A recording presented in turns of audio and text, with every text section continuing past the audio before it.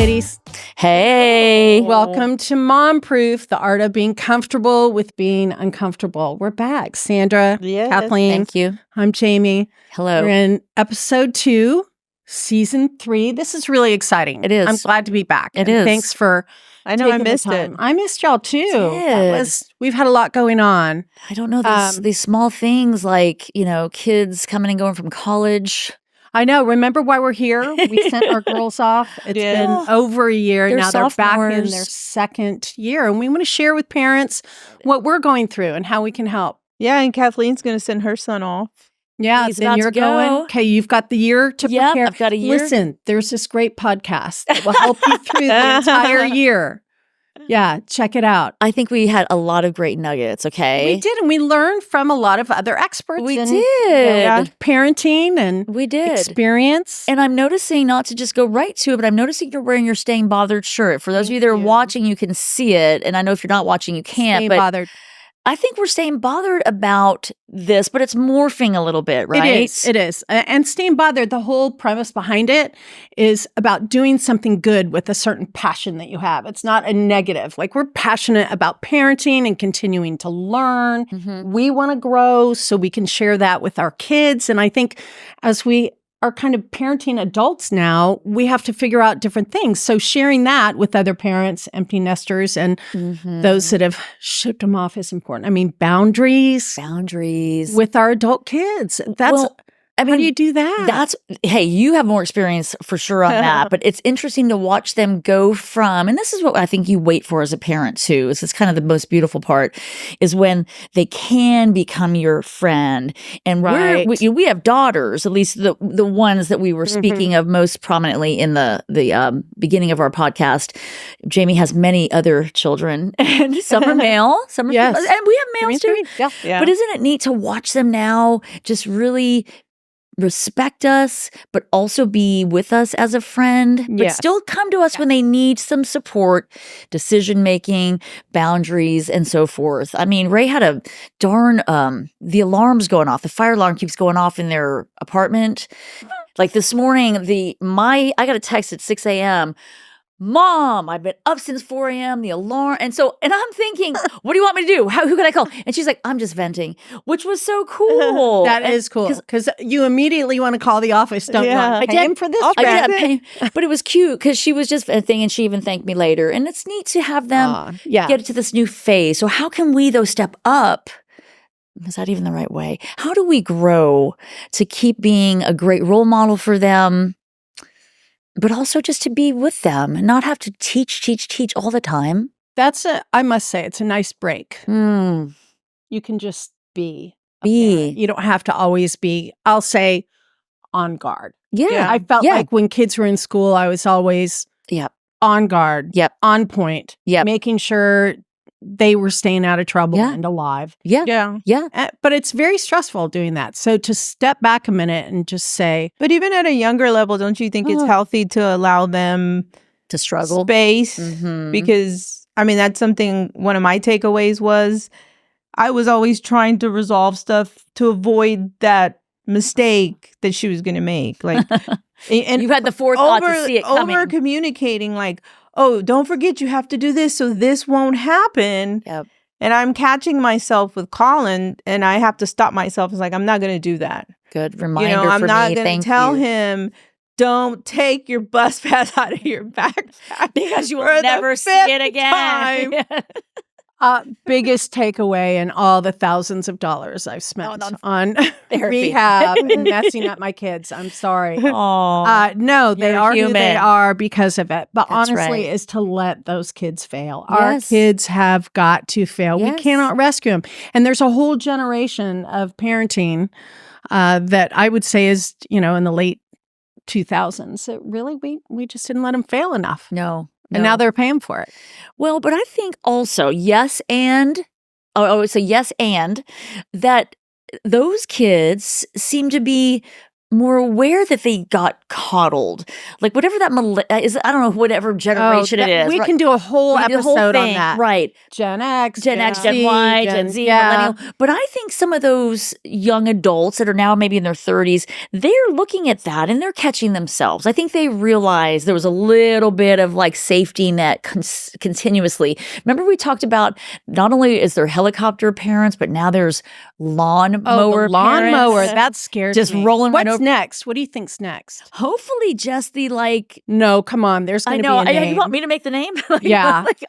Listen, I just learned from the last episode that texting is a love language. Thank you. Yeah, seriously. I know. Kathleen. That was pretty good. That's your love language with one of your kids. That's the main language. And he's so good at responding to that. And then he'll walk in the front door and it's like, the silent void, and we were just like texting from the dining room to the family room. Yeah. But it's so neat because what I'm learning from him, you're learning a little bit from your guy too, your young man who's 12? 11. Mine's 17 3/4. Is there are boundaries. And I don't know, probably my family of origin, that's a really weak area.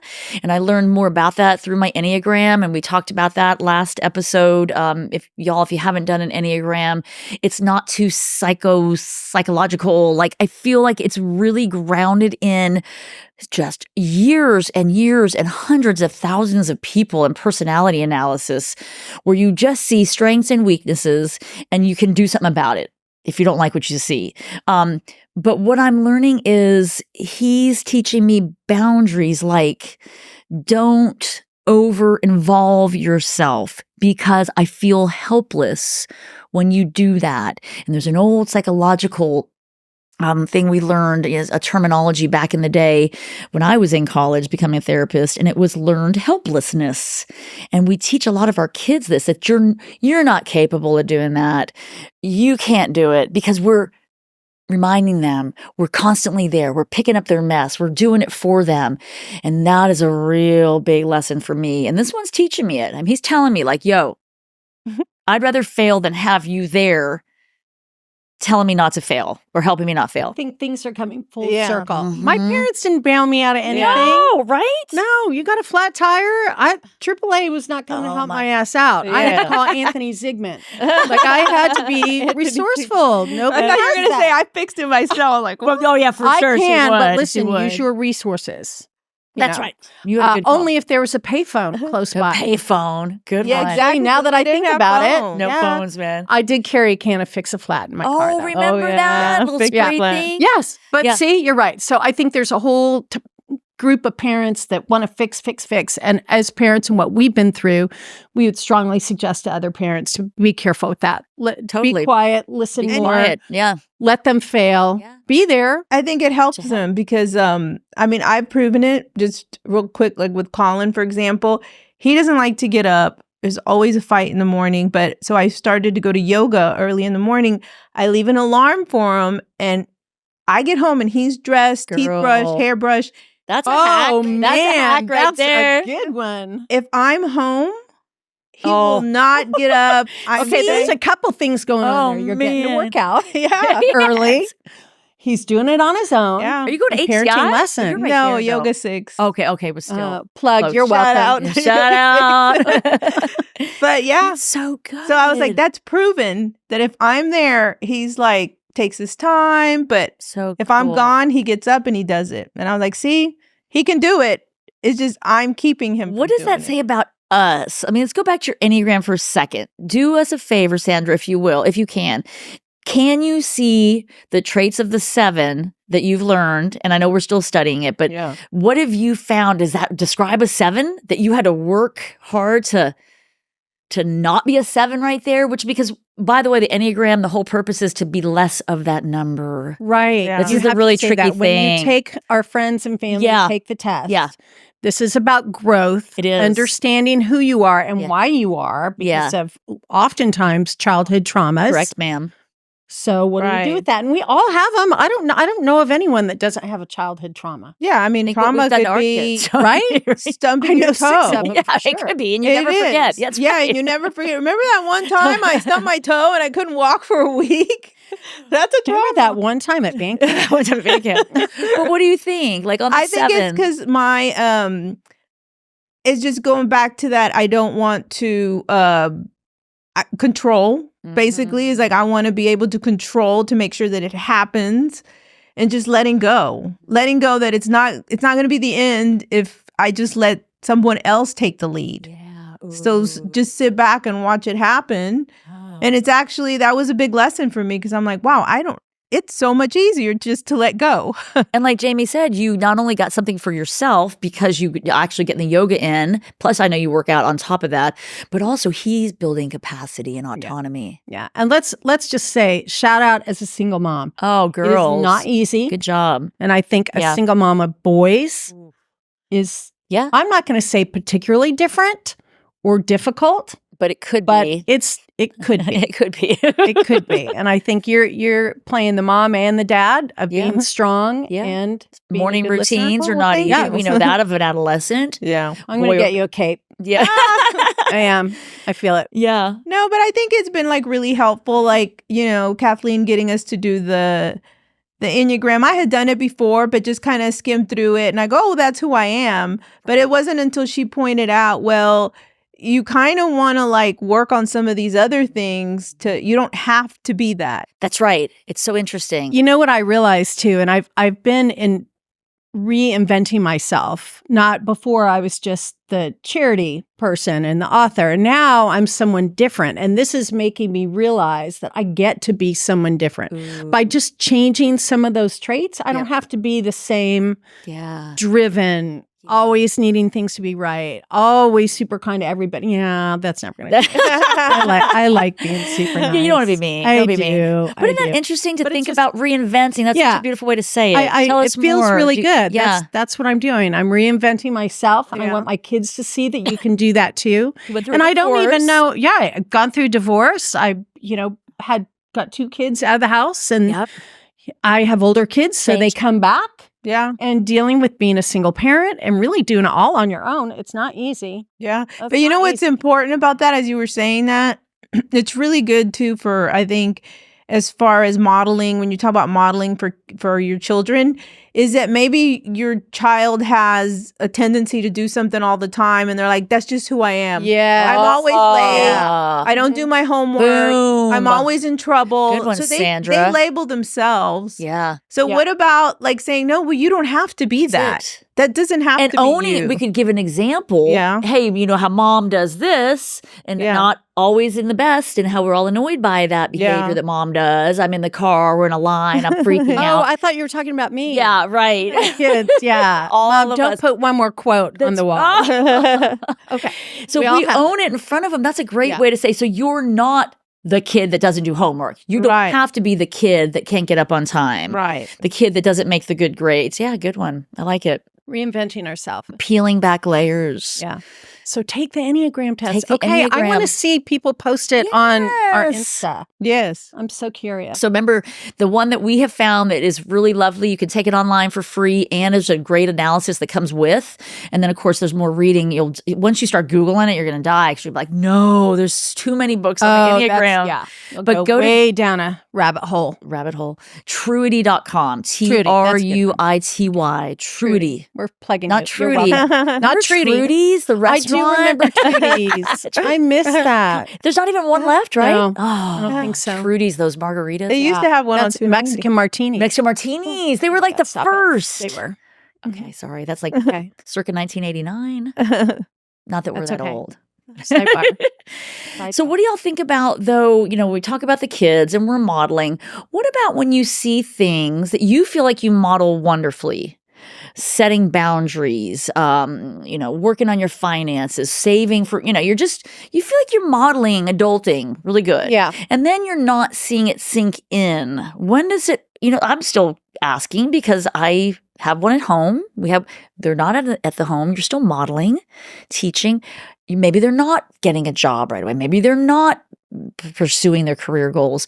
What are we doing to help set those or teach those? These are young adults now. Are we still teaching? I would say just keep doing it. Because the one thing that I think sometimes, like, I can only say this with Sophia, is like, I've said the same thing. And then, like you're saying, you're trying to model. And I'm thinking, oh, she's just never going to get it. Or that's, and then boom, she surprises me. Okay. And you think they're not listening or you think that they're not watching, but eventually they get it. It's in there. Good one. It's just a matter of them developing into that, like giving them the space. Remember the pool example you gave with the rocks and building capacity? And also like trial and error. Maybe they're going to go try it their way. And when they see that maybe there's a better outcome, then they're going to try your way. And hopefully I like that. It's the right way. But I think that just kind of being very consistent about what your message is. And I've seen it. I think just don't give up. If you really feel like it's the right way to be and the right thing is, don't say, well, it's not going to work. It's not working. Because even if it's not your child, some other child, their friends. Yeah, yes, that's true. And we are always modeling. And look, we're doing that with our friends. We're doing that with our family, our kids in particular. Yeah. And I think being divorced later, and I love love. Y'all know I love. Yes. I really do. So I think modeling those behaviors as you date and what your values are. True. What's non-negotiable? You guys are you have been in the dating field. That's right. And we've talked about like the non-negotiables of being in a relationship. Those are really important. What are some of y'all's non-negotiables, do you think you've discovered along? Well, I will say, if you don't pull the chair out for me, you are done. I've gotten up and left. I'm like, your mama didn't teach you right. So boys, pull the chairs out. What about opening the car door? Is that still? I think that's a thing in the first couple dates. Yeah. And, it's funny because my boys are, and my kids. I mean, my daughter, she's married. But she gets the what you don't settle for. You just don't settle. Period. I mean, nobody's perfect, dating, but you have to model it. So I want my kids to see what love looks like. Now, I don't want to say my marriage was a failure because it was 27 years of building a great family. Right. But you can be with someone else that you love differently and you show your kids what a different kind of love looks like.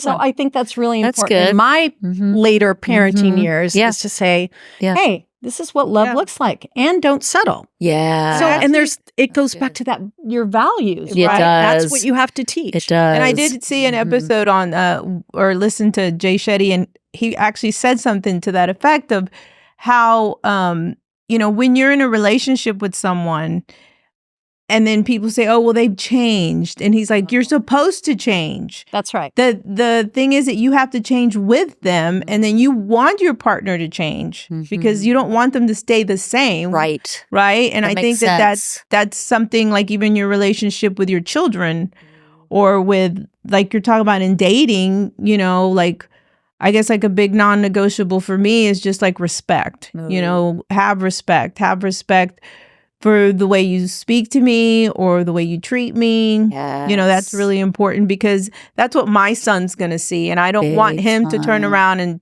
treat a girl or a woman with disrespect. Totally. Well, and you know how like when you've been with someone, it could be a year, 2 years, or 20, whatever years, and you can I don't know, y'all are still new in your relationships, but there are things that may not be your favorite part of a personality. Right? But you do know Eric's just moving in. I know. So you're about to get there. No, whether it's toenail clip, whatever that'll the things are. Episode 7. Yeah, those things, right? Like no, but this was something I heard. And I wish I could tell you where. And Jamie, I may have said this to you, but people spend a lot of time focusing on the 20% of the person that they don't like. Like, here's your 100% of your person. You love 80% of what they are, do, think, smell, whatever. And then you've got the 20%. Yeah, I can spend a whole lot of time focusing on the 20% if I choose that. That's exactly right. But there's really 80% that's going pretty damn well. And if your core values are aligned, boom. Then this is just the minutia. This might be the chewing of the cereal real loud, the clinking of, this could be whatever that is, Gary. But if it's not, I just get up and I leave. Loud cereal eater. And I just leave the room. You don't have to divorce your partner. No. So you got to teach your kids that. Right. So it is, we're doing this because we want to share parenting tips. We do want to share parenting and healthy relationships. And it takes work to be in a healthy relationship. It really does. And our daughters have been in relationships that's interesting to watch. Watching your young Oh person my dates. gosh. Yeah. It sure is. It's interesting to watch in general. I mean, I watch all my kids. Yeah, your kids are in relationships. Yeah, they've been in and out. Boy, I can see what's going to lead to something. It's so clear to me. I just want to go in and fix it. And you can't. I know what will fix it. I know certain things will fix it, but it's not meant to be fixed. No. You can't fix everything. So we have to make sure that we teach that to our kids. Sitting with it, right? Remember? Yeah. That tension, I'm busy. I'm not going to worry about all their shit. They got a lot of shit. Sorry, y'all. But what I love is watching our young people navigate that. Mm-hmm. You've watched your daughter go in and out of a relationship. They're done. Yes. Healthily. Well, from high school, yeah. From high school. That was a long time. Yeah. Your daughter's grappling. Yeah. No, she's out. She's out. She's out. Okay. Love it. Yep. They're out. But it's just like when you say, though, because with Sophia, she did date somebody in high school for all 4 years, right? Yeah. Love Zane. Oh, yeah. But, they went to different states, so it wasn't going to work. But I've seen her, like, she wants to be in a relationship, right? But she's like, does not tolerate disrespect. Oh, yeah. Well, and beautiful. I really do attribute that to her first boyfriend. Yeah. Because he was good to her, so respectful. Oh, Shout out. Definite shout out to Zane because we all love Zane. He treated her so well that she's like, no, she knows what it feels like. That's really it's really good. Yeah. That's really good. Well, and to have a daughter that's in a relationship in the third year and hoping it's everything they want, and then hoping though that it's not too soon, and you think you have your own, like, this is a good boundary for us, I think, Gary and Kathleen, is to not assert our needs, our desires, our hopes for that relationship. It's like, it has to go where it's going. And you're good about that. And you've been good about that. You've inserted when you've needed to insert. But it's also watching your kid figure it out. Yeah. It comes with a lot of pain and heartache. And you have to feel it. That's part of life. Oh, man. Ooh, is there a pain and heartache question? Grab one. Hopefully these are more humorous and lighthearted. But watch it be like, dun, dun, dun. You said they should be humorous. They should be. Okay. I agree. We got to put them all in there. And just, if you're out Friday night and you think of something, we're going to write it down and put it in there. And I think that card box from Jules we should just bring in. The Jules. Shout out to Jules. Jules. Yeah. Designer bar. Right. Okay. I'm going to. Ooh. Okay. Oh gosh. Shit. Oh, wow. No, this is a good one. How do you motivate yourself to stick to your goals when the allure of binge watching your favorite show or eating an entire pizza seems more appealing? Oh, wow. That's really deep on the eating part. Okay, so how do you motivate yourself to do what now? What was the Okay, this is good. So how do you stick to what you said you were going to do? Ooh, which is when the allure of, like, we can watch our favorite show or we can eat something unhealthy while you're working out. While you're on your Peloton. With a piece of pizza. And your show on the screen. And your show. Balance. Do you have an answer? Did something come to mind? I mean, something came to mind. I don't want to hijack that. No, you go. I talk a lot. Because I can come up with something, but not like. So I instantly thought of God because I know that I'm meant to pray more. And if I'm in a moment of, do I need to watch the show or do I need to settle down and pray? I feel like I need to do better. So thank you. Really good. Better at taking a minute and really being prayerful and just making sure that every single day I'm doing that grateful thing. I want to make sure that I do the grateful thing. Just recently I read something about, everybody got into this, say everything you're grateful for. It's not that big of a deal, or, the list and all that. And I think it's a big deal. I think it's a big deal. So I think a moment of prayer is... And sharing that with your kids too. I mean, making sure, I know that you do that and that's really good. And I do it, but I don't think I've promoted it enough amongst our home. Pray? Yeah. Praying? Well, we pray, or just praying nightly, praying daily, just being grateful. And whether that includes God or not, that should be part of a daily. So I love that. And is that part of your accountability? I mean, that we should be keeping you accountable for? Yeah, let's do that. Okay. I need to finish watching Suits, though. But I'll start after that. I would like to camp on that and say that's what I want y'all to help me be still and prayerful. That's a hard word to say. It is hard. Yeah. Mm-hmm. Yeah.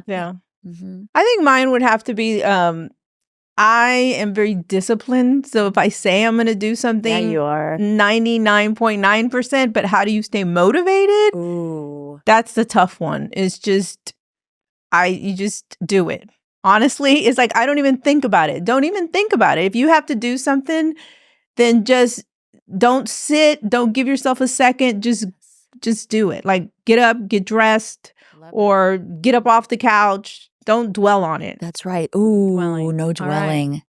That's good. Ooh, I know. Let's end on that one. We'll come back to that. Yeah, the dwelling. Our next, The word dwell is a nice word. It is. So we'll continue to be accountable. Yes. Well, Kathleen didn't give us parents. No, you didn't. I thought you said you were going to be more grateful. Yes. Or just make it a regular routine. I want it to be regular, and I'm sitting, I'm mindful, I'm prayerful, I'm grateful, kind of all in a nutshell. And let's encourage others to do that. So, yes. Yeah, check our Instagram. Mom Proof. All right. Well, thank you. Thank you. You're awesome. Yay. Ciao. Ciao.